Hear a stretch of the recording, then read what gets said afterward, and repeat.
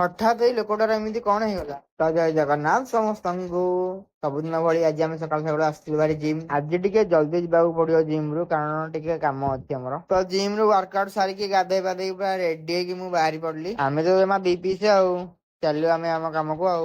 ଛାଡ କଣ ଯେ ଆଉ କରିବା, ଯେମିତି ହେଲେ ତ କାମଟା କରିବା ପାଇଁ ପଡିବ ନା ଆଉ। ତ ବାଟରେ ଯାଉ ଯାଉ ଭାଇ ଆମର ଜଣେ ଦେଖା ହେଲେ, ତାଙ୍କ ସହିତ ଟିକେ କଥାବାର୍ତ୍ତା ହେଲୁ। ତ କଥାବାର୍ତ୍ତା ସାରିକି ଆମେ ବାହାରି ପଡିଲୁ କାଲି ଯୋଉ ଡେକୋରେସନ କରାହେଇଥିଲା ସେଇଟା ଖୋଲିବା ପାଇଁ। ତ ସେଠୁ ଆସିଲା ଆସିକି ଆମେ କିଛିଟା ଜିନିଷ ଧରିକି ଆଇଥିଲୁ। ଏ ପିଲାଟାର ମନେ ନାହିଁ, ତ ସେ ନେଇନଥିଲା। ଯେହେତୁ ଜିନିଷଟା ଛାଡି ଯାଇଥିଲା, ସେ ଆଉ କଣ ନ ନେଇକି ରହିପାରିବ, ତ ଆସିଲା ଭାରି ନବା ପାଇଁ ଆଉ। ତ ସନ୍ଧ୍ୟା ବେଳା ଟାଇମ ରେ ଆମେ ଟିକେ ଭାଇମାନେ ସବୁ ଆସିଥିଲୁ ଭାରି କାରରେ ଟିକେ ବୁଲାବୁଲି କରିବା ପାଇଁ। ତ ବୁଲାବୁଲି ସାରିକି ବହେ ଦିନ ହେଲାଣି ମନ୍ଦିରକୁ ଆସିନଥିଲୁ, ତ ମନ୍ଦିରରେ ଟିକେ ବସା ଉଠା କଲୁ। ମାନେ ଆମ ଗାଁକୁ ଅଦ୍ଭୁତ ପ୍ରକାର ଲୋକ ଆସନ୍ତି। ଇଏ କୋଉଠୁ କେଜାଣି ଆସିଛି, କୋଉ ଜଙ୍ଗଲରୁ ଧରା ହେଇକି ଆସିଛି, ମଦ ପିଇକିନା ଏଠି ରୋଲ କରୁଛି। ଖାଲି କଣ ସେତିକି, ଏପଟେ ପରା ବେଡରୁମ ରେ ଗୋଟେ ଲୋକଟେ ଶୋଇଛି।